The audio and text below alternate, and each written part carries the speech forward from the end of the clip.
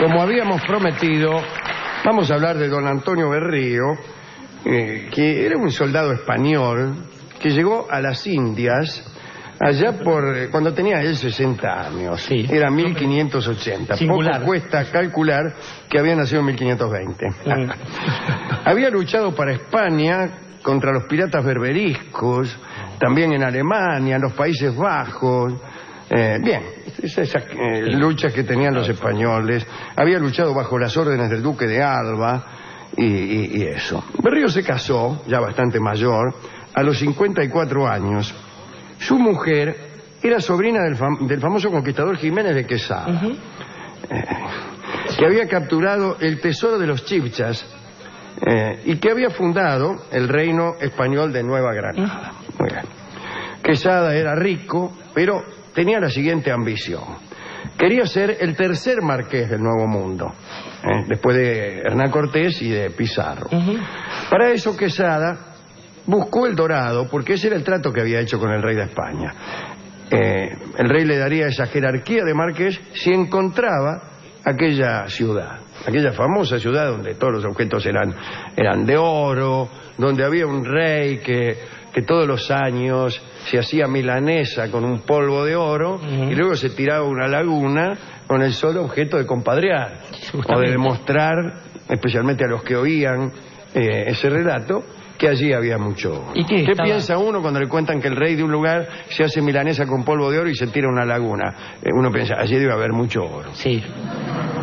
O bien el oro no tiene ningún valor, que también sería una manera, no era la forma en lo pensaban los Pero españoles. allí no tenía ningún valor. Qué bueno es estar en un lugar donde el oro no tenga ningún valor y traérselo a un lugar donde sí lo tenga. A cambio de es el colores. principio central del comercio. Exactamente. Muy bien. Se fue entonces a buscar el Dorado. La expedición duró 3 años. De 2.000 personas que la integraban, sobrevivieron 25. Un escaso pormilaje. Quesada murió poco después, desfigurado por la lepra y sin haber encontrado nada. Ahora bien, las tierras de Quesada pasaron a su sobrina, y a través de ella al tipo que se casó con ella, que era justamente este Antonio de Berrío. En cuantito Berrío se enteró de semejante herencia, piantó de las guerras de Europa y viajó a las Indias para hacerse cargo de las tierras que tenía esta muchacha. Cuando llegó a Nueva Granada, descubrió que había una cláusula en el testamento de Berrío que le exigía en el testamento de Quesada, que le exigía que continuara con la búsqueda del Dorado.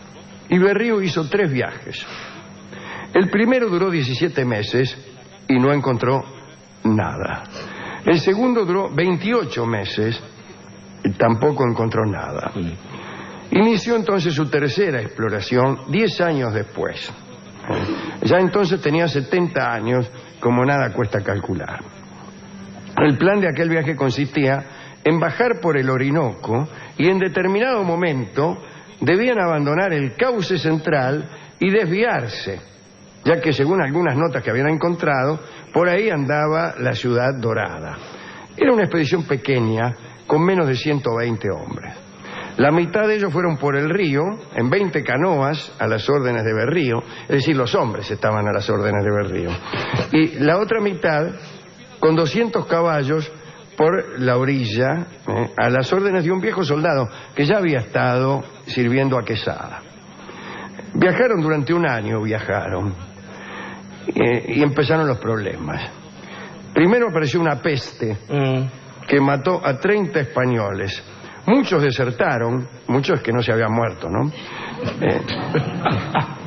Y para evitar las deserciones, Berrío ordenó que sacrificaran a todos los caballos y luego fueron comidos, porque no era cuestión tampoco de desperdiciar. El tipo había leído mal la historia de Cortés, ¿no? Sí, claro. En vez de quemar las naves, quemó los caballos. Más tarde fueron comidos, incluso algunos soldados que tuvieron la mala suerte de encontrarse con tribus de caribes, cuyo plato preferido, como usted bien sabe, era el hombre al asador.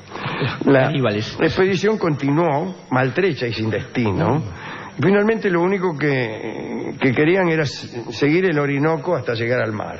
Con eso nos damos por satisfechos. Berrío pudo llegar, cruzó la isla Trinidad, aquella que hay en la desembocadura, y luego a Margarita, que es la otra, y allí se refugió con sus hombres para lamentarse con tranquilidad de su fracaso.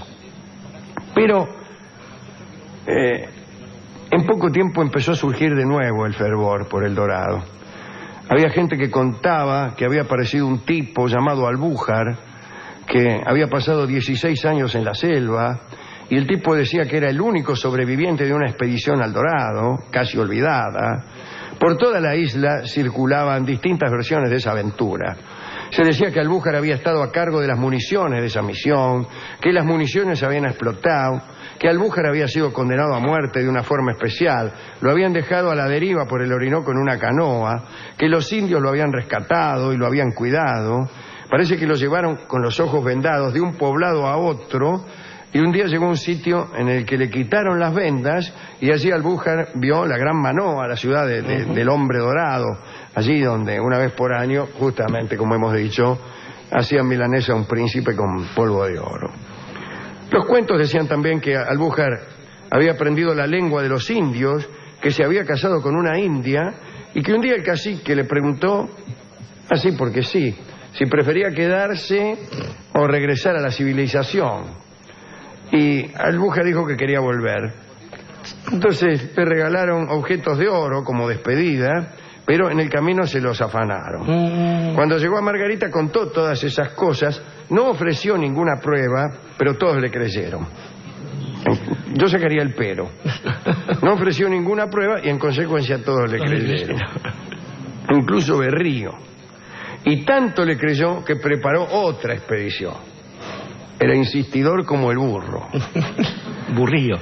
Consiguió la ayuda económica de un tal Domingo de Vera, que creía, conforme a su apellido, en la veracidad de la historia y en las virtudes exploratorias de Berrío.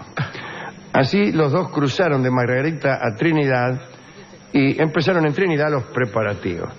Pero ¿quién cae justo en ese momento? Sir Walter Raleigh, con todo el apoyo de la reina Isabel, un apoyo que no era más que una retribución. Sí, que era la querida de había sido un poco novia la reina Isabel de Walter Raleigh. El tipo había hecho una inversión interesante que era una capa que se acababa de comprar, vio que la mina venía caminando por ahí, la tiró en un charco, ¿sabe? Le había salido un Perú, incluso alguna otra colonia porque no la conocían los ingleses, y la mina le pasó por encima la capa y después él le pasó por encima a la reina, ¿no? Y así. Ese fue un gesto que luego tomaron todos los caballeros de todo el mundo y que hasta hace muy poco era clásico en las historietas. Sí, señor. Había un charco y el tipo se sacaba el gabán y lo ponía. Sí. No, otra cosa es el pasodoble ese que dice pisa morena, pisa con garbo, que un relicario me voy a hacer con el trocito de mi capote que hayan pisado tan lindos pies. Qué lindo. Es decir, el tipo había tirado su capote sobre el charco. La ausencia de charcos vino a menoscabar la actitud de los caballeros. Como quiera que sea, llegó ese tipo, Raleigh, con el apoyo de la reina Isabel, para descubrir el Dorado. Una de las cosas que descubrió Raleigh fue el territorio después llamado Virginia, en homenaje justamente a la reina Isabel. Claro. Y de ahí el tabaco Virginia, al cual Raleigh era muy aficionado, y de ahí también la marca de ese tabaco de pipa que se llama Raleigh. Sin duda. Ahora, lo peor del caso es que Isabel detestaba el tabaco y no lo dejaba fumar en su presencia. Bueno, pero estos son detalles. Llegó Raleigh, hace mucho que llegó, pero no avanzamos. Se quedó fumando el tipo. Y hubo un enfrentamiento entre españoles e ingleses y ganaron los ingleses. ¿Lo ves? Berrío terminó preso de Raleigh, que lo trató con toda consideración. Escribió incluso Raleigh acerca del español lo siguiente. Tengo aquí justamente. Este Berrío es un caballero de buen linaje, muy valiente, de gran confianza y gran corazón. Lo he tratado según su situación, en todo cuanto he podido.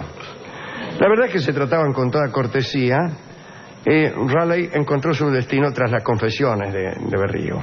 No solo le contó la historia del tipo Albújar, sino le contó los viajes que él mismo había hecho, le dijo por qué rutas no había que ir, y el otro se tentó y continuó la búsqueda. Tampoco encontró nada. Lo único que consiguió fue el desprecio de su reina, que terminó por mandarlo preso a la Torre de Londres. Mire qué ingrata. De todos modos, cada vez que se enojaba, Isabel mandaba a alguno preso a la Torre de Londres, y si no tenías tanta suerte, por ahí no te cortaban la cabeza. Exactamente. Berrío obtuvo su libertad tras la paga de un rescate por parte de la gobernación de Margarita, e incluso le devolvieron a los ingleses un soldado inglés que tenían preso por ahí. Antonio de Berrío se refugió en una islita del delta del Orinoco y allí esperó, ya con 80 años, a que le llegara ayuda de España para emprender una nueva búsqueda. Y llegaron fuerzas de la corona española, casi 800 hombres, pero demasiado tarde. Berrío estaba loco y moribundo, que es una mala combinación para emprender la búsqueda del Dorado. También estaba débil y desnutrido, y se tapaba las patas con cartas de navegación y mapas, los mismos que no lo habían llevado a ningún lado. Murió en el año 1598 y el Dorado, entonces no tenía 80 años, tenía 78. Sí. Jamás fue encontrado. ¿Por qué no lo encontraron? Bueno, a lo mejor porque no había tal cosa. Y no porque estaba bien escondido, como creen algunos. Lo encontraron porque no lo buscaron bien o estaba tan bien escondido que no lo encontraron. Otra respuesta es, no había tal cosa, ¿cómo lo van a encontrar? Yo, por ejemplo, no encuentro anillos de diamantes en mi casa porque no tengo ninguno, ¿no? Porque